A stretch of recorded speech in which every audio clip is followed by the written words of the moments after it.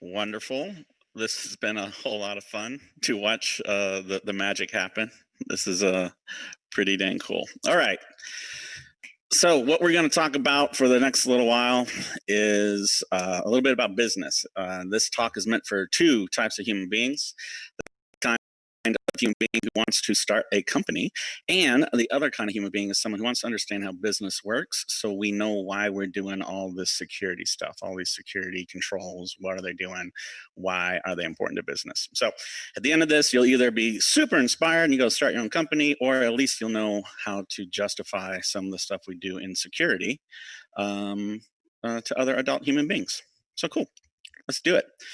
So let's start with the who the hell am I and why should you listen slide. So I think it's really important to get this out of the way. I am ruggedly handsome, and I will be quoting my sources. That one's my wife. She thinks I'm awesome. I've done 3 years as the scholar in residence for cybersecurity research at Clemson University, which means I had the opportunity to write a whole bunch of books that my mother bought and nobody else did. So fantastic. 2 years as entrepreneur in residence at Clemson University. I'm the acting entrepreneur in residence at the College of Charleston. That means I show up and I help the MBA students launch businesses and think through what they are trying to do. 20 years in cybersecurity. Got started with Y2K. You are welcome. I take all the credit I deserve. I've coached about 100 plus business owners over those last 20 years, 17 years as a business owner slash entrepreneur with over 21 companies launched and 17 turned into giant dumpster fires. So good on me. But here's my favorite thing. In 2018, I got to, no, 2019, I got to talk trash to the 2018 Nobel Peace Prize winner on a volleyball court, beach volleyball court, and he threatened my life. It was a lot of fun. But let's do this. So, why do people start businesses? Usually, it starts with a call to adventure. It's a call to something. There's some catalyst that has happened that means the normal world is no longer the place you want to be, and it's time to move on to something different. This could be a traumatic life experience. It could be just something that pisses you off. But usually, my experience has been that it's typically something that causes frustration. And so, let me walk you through my trigger because when this thing happens, it's kind of nice to know that, oh, maybe I should take this seriously. This is an important trigger, an important thing. So, back in the day, I worked for IBM. I was one of those road warriors who spent 3 years on the road. My best friends were flight attendants and hotel staff. And I was doing a contract for Lockheed Martin, the US Air Force. We were standing up disaster recovery infrastructure for their access and identity management environments, which meant I had to go to Montgomery, Alabama, quite a bit. And I don't know if you've ever been there, but that airport, when I was there, was absolutely horrible. It was in the middle of a refurbishing. They were rebuilding everything. There was no bars were open, no Wi-Fi, no restaurants, and I was there for 18 hours. And I just sat there. Um, I had a legal pad out and I wrote over and over and over again, I'll never do this for anyone else. I'll never do this for anyone else. That was my triggering point. I had to get off the road because when I got home after these 3 years with IBM, every time I got home, my golden retriever growled at me. And at one point in time, the golden retriever was so angry, it peed all over one of my couches when I got home just to show me how displeased she was. And I have to tell you this, if you have decided to live a life where your golden retriever is angry and hates you, then you've made some bad life decisions. Well, I got lucky enough that one of my buddies was a director of cybersecurity at a large corporation, and he was currently contracting with IBM, where I was the consultant. He said, "Hey, why don't you leave IBM, start your own business, and I got to win because I'll you can charge me less than IBM, and you'll get a win because you can get off the road and you can stay home for a little while." Well, I thought that was great. But there's a problem. There's this thing called conflict of interest. So I had to go to my manager and I had to say, hey, I'm thinking that I can really take care of our customers better if I had my own company and I wasn't with IBM anymore. And I was really prepared for a big fight. I was prepared for this guy to say, no, you're never going to be able to do this. The giant IBM monolith is going to crush you. But what he said was, whoa, cool, man. I've always wanted to start my own company as well, but I've never done it. And so we're going to come back to that statement because to me, that is the most important thing of this whole story. It isn't necessarily that I had a trigger, but it's that this guy never followed his trigger. So I went through, I built a company, I called it Palmetto Security Group. About 13 years later, a Dutch company bought me. I went from one employee doing identity and access management to 21 nerds doing identity and access management. And I won the game. Hooray, hooray. Way to go, Adam. But again, like I said, that's not the most important point of that whole thing. Where I want to dive into is I've always wanted to start my own company. And I really began to think, why in the world didn't he? Why don't people start companies? I know why people do want to start companies. These are all the things they say they want, right? Freedom, time, control, really all that stuff. But what they're really saying is freedom, freedom, freedom, right? They want control over time, money, and autonomy, meaning they have the ability to work on what they want to work, when they want to work, and they want to make the money they want to make without somebody else telling them what to do, right? And so when I was with IBM, I didn't have any of that. And I was very dedicated to the next time I did this. When I left IBM, I was going to build a company where I had the ability to do this, and so did all of my employees. But why didn't he do it? Why don't most of us do it? And there's really three key reasons. The first is we tell ourselves we don't have the time, or we don't have the security, financial security, support, et cetera, to go and do something else. Or we see an opportunity that we are very interested in, but we don't know if it's a real one, and we really don't know the next steps because business is daunting and most of us have absolutely no idea where to begin. And I will tell you that this is super important because you've got to step up and innovate in cybersecurity. And if we depend on the big companies to do it and we don't go and start businesses, then we're not innovating the way we need to create the kind of solutions that we're going to need for in the future. But here's the thing. You don't just quit your day job. The worst thing you could possibly do is absolutely is just looked at the Slack. And yes, I realized that maybe Newcastle wasn't the right forum for some of my slides here. So I apologize, but not that much. But yeah, you don't want to just walk away from your you don't want to just walk away from your day job because it's hard to start a business, and it's even harder when you're stressing about money when you don't have some of those securities. So I had a friend, her name was Jen, and actually her name still is Jenny, but she has a company called Chalk and Tablet. And what she was really, really good at, and she was the director of online education for a major university, and she was world renowned. People would fly her out to conferences. She would do all this stuff, and I was thrilled for her. And I said, wow, you've just got a promotion, more responsibility. They didn't give you any more money. You must absolutely love this. You must love what you do. And she said, no, I hate it. I hate working for somebody else, but I just don't have the time to go and start my own thing. So I gave her a challenge. I said, well, tell you what, you take 30 minutes a night, 3 nights a week for 3 months and just work on your business a little bit. And if at the end of those 3 months, you haven't launched your business and you're able to quit your job, because I knew her, this isn't a statement for everybody, this was just for her particular situation, then I'll buy you a $600 bottle of scotch. And I will tell you what, she did exactly what we talked about. She didn't binge watch one episode of whatever show she was watching that night or that season of her life. And she launched a company. And at the end of that, I didn't have to get her to scotch because she launched and was able to quit her job in a month and a half. Right. So in order to do something like that, or even to process if you should, we got to answer a couple questions. What is a business? Should I start one? And if so, how do I go about doing that? So that's going to be the meat of what we are going to be talking about. So what is a business? A business is nothing more than an engine, and an engine is made up by a whole bunch of parts. And the engine is meant to provide energy to some kind of vehicle to move it forward. And so this engine has different parts. The first part is all the people the engine is trying to help, what problem it's trying to solve for those people. What does the solution for that problem look like? How do you let people know about it? How do you engage with them in the right kind of way? How do you make sure that the engine works effectively?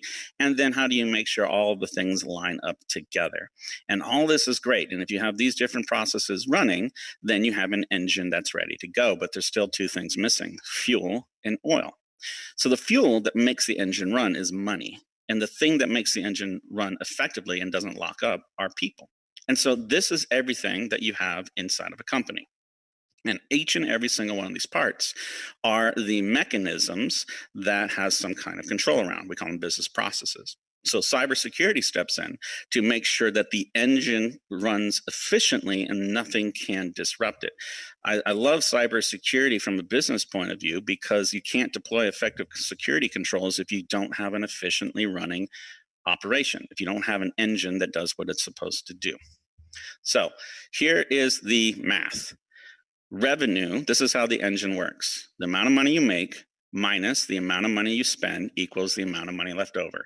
If you make $100 and then you spend $90 and you have 10 left, right? We get that. So you make money by selling a product or service to somebody who needs it and they find value in it. You then spend money by producing that product or service and creating the solution that the customer wants.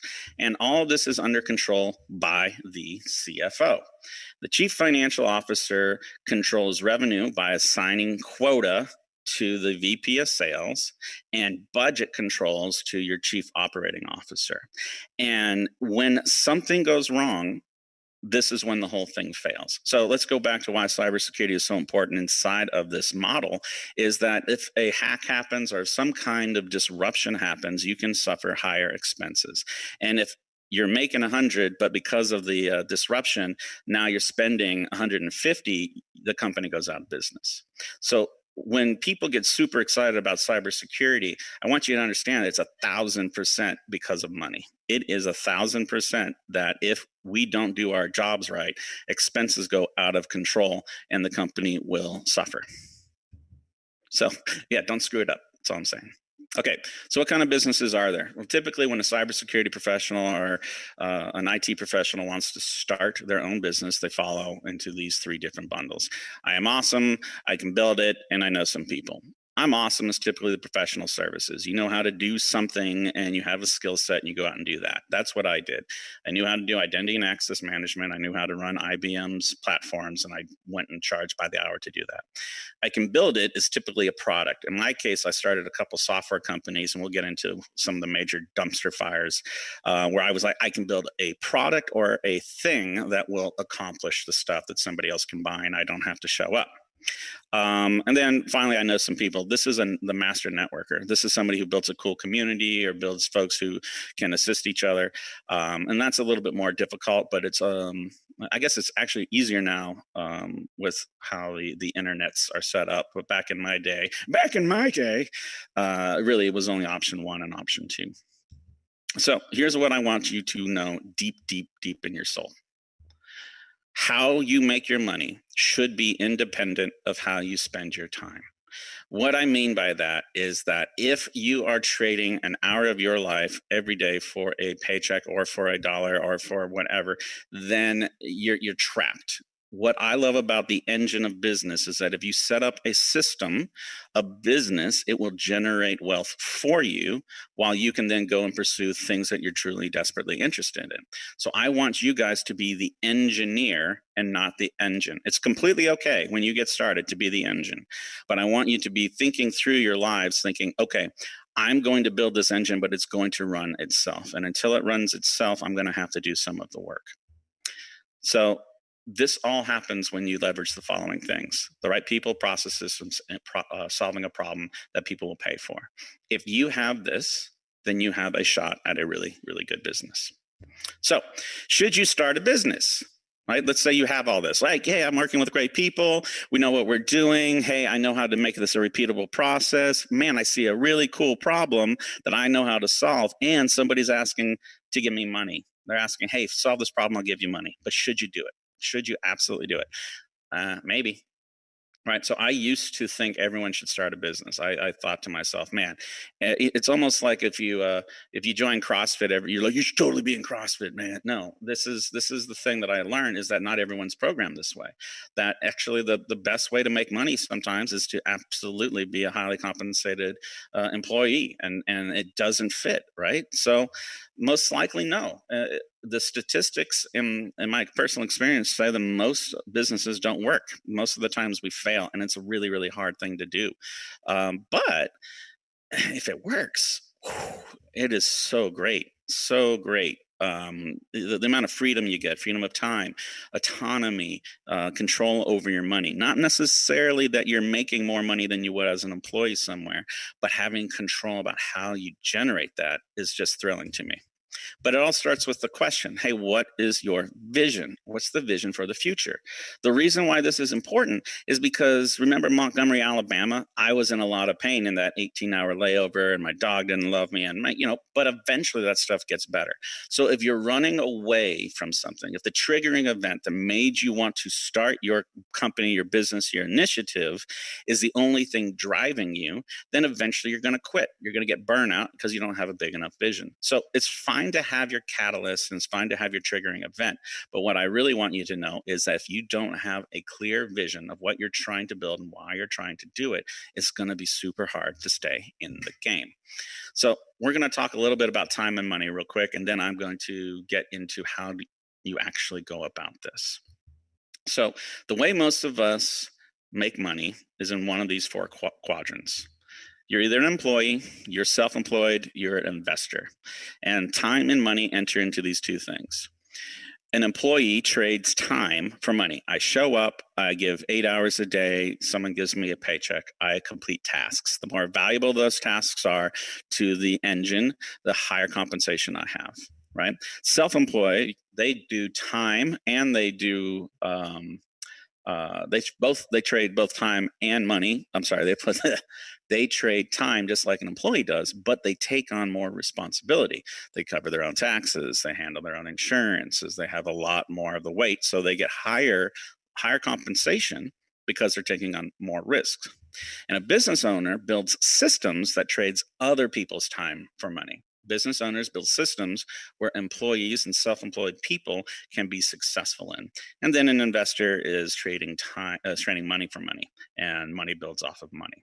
I can not help you with that quadrant. I have a significant track record that says I am not a solid investor. So that means we really have three tracks as a cybersecurity professional. You either follow a technology track, an executive track, and an entrepreneur track. And I'm here to say that none of these are wrong, and all these are fantastic, and you can achieve your vision in all of them. But if you do want to follow the entrepreneurial track, you have to be careful, and you have to have that clear vision, because that clear vision will tell you which one of these engines or which one of these vehicles you're trying to build.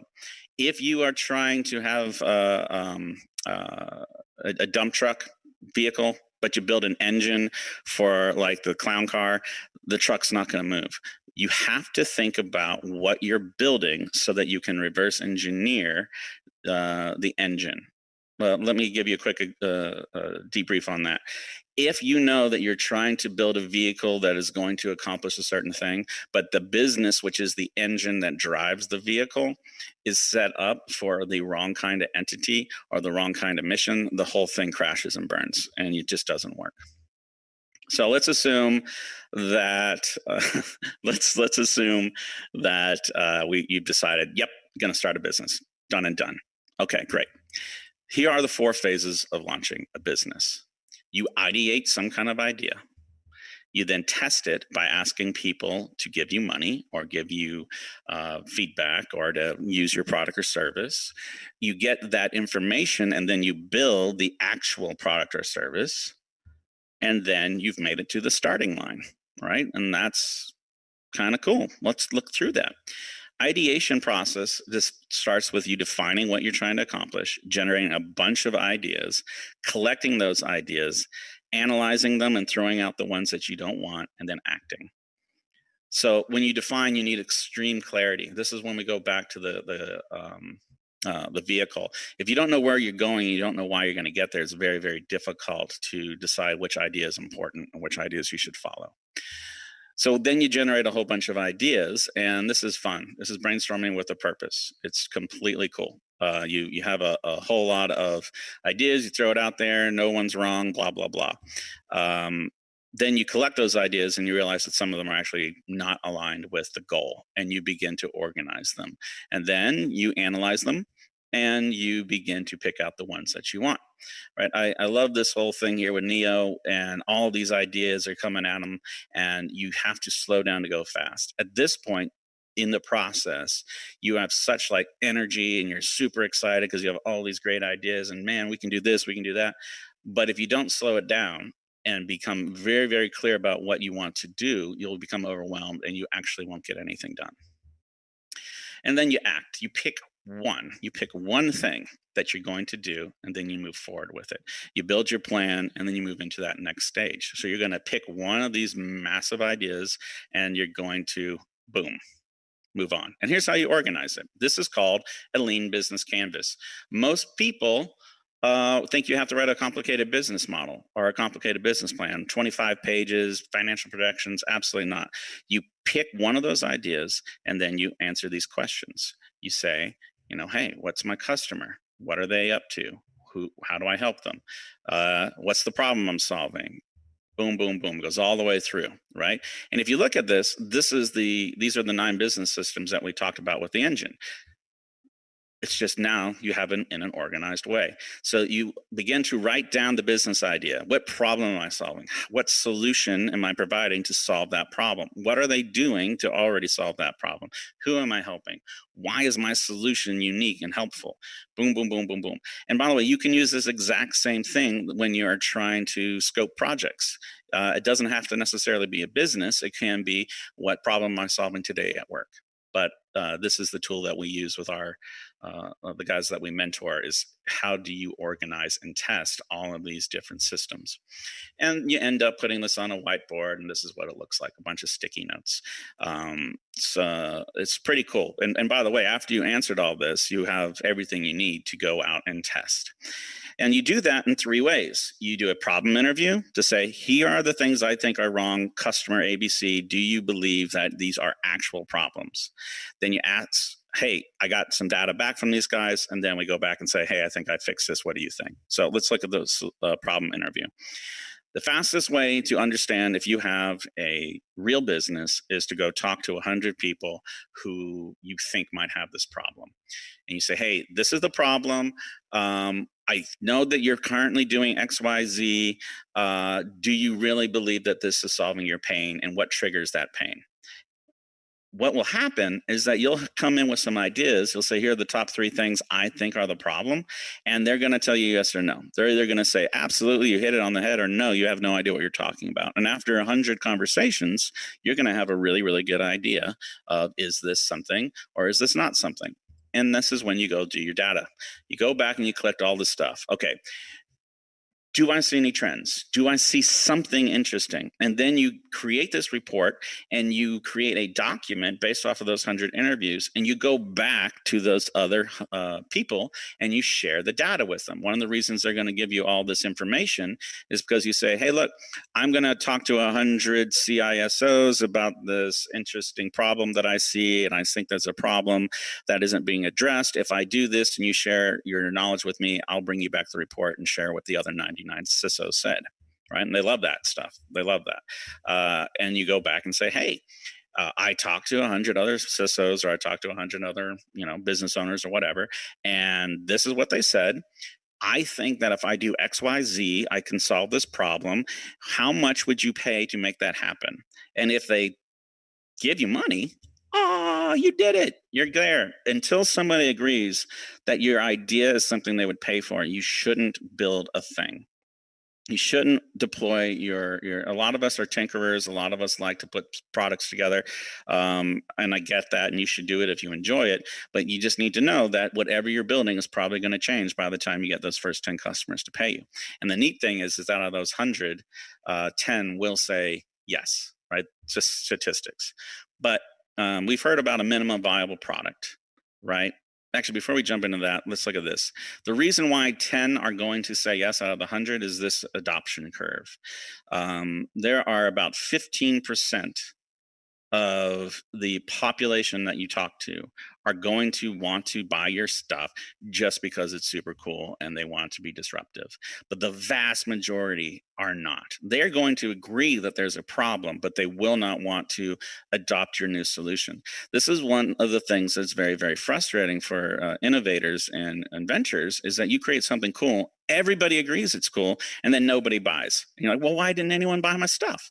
Well, it's not that there's anything wrong with your stuff. It's that there is a adoption curve, and if the folks at the front don't take on the innovators and the early adopters, if they don't adopt your stuff, then nothing's going to happen. But they need to be the trendsetters to create the social proof, so the early majority, late majority, and laggers will eventually move into that. But let's get back to this. So the minimum viable product is not the top, right?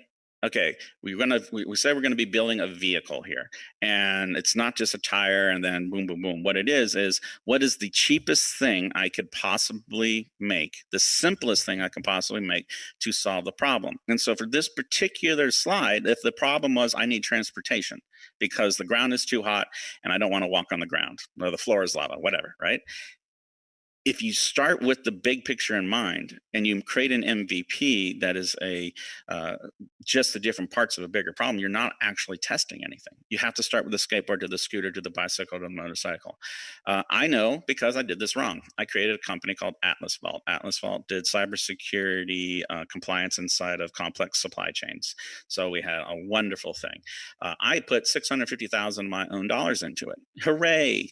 And then nobody bought after a year and a half of effort, and it's just a damn dumpster fire. We threw everything away. I'm out 650K. I took investment from other people and they're out money, and it was a giant waste of time because it took us 18 months to build the car. What I should have done is taken a couple of weeks to build a skateboard, to test to see if this was actually going to produce something. So after you get your guys, your first 10 customers, you deliver the solution. This is just showing up, doing the work, getting feedback from what they say the work is, and then asking for referrals. And at this stage, most of the times people just don't do it. Most of the time people stay in the lab until the thing is perfect. But until you get feedback, you won't know how to take it to the next step. So I'm here to encourage you that the number one reason you're going to be successful delivering your first solution to your first 10 customers is that you are going to care about the customer. I cannot tell you how many times I screwed things up that because the customer liked me and I had these things called social skills, they just let me do it. They forgive me. They said, "Come back. We got this. Keep going." And they're actually going to root for you. People love rooting for the underdog. And when you get your early adopters and your first 10 customers, they are going to be invested in you and they're going to want you to succeed. So, congratulations. You made it to startup. You are awesome.